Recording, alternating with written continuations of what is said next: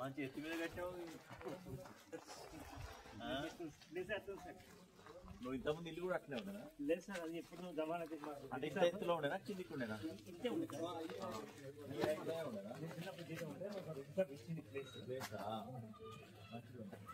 పైది కట్టినా మరి కొడుకు కోడలా హైదరాబాద్ ఇద్దరు. నువ్వేం పని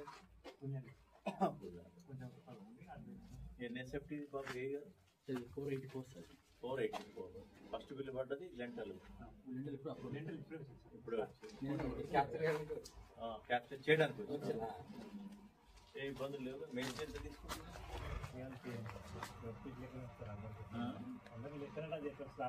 కొడుకు చూస్తున్నా మొత్తం ఇదంతా. అది రేటు గీటు నువ్వు చూడట్లేదా? ఎవరు కొడుకే మాట్లాడు? అందరితో మాట్లాడుతుంది. ఎంత మాట్లాడుతుంది?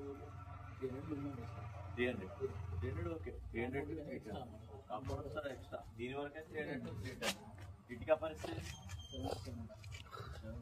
7 లోపల అనుకున్నాను కదమ్మా. 7 లోపల ఇసుక పరిస్థితి. ఇసుక బాగా ఇప్పుడు వర్షాలు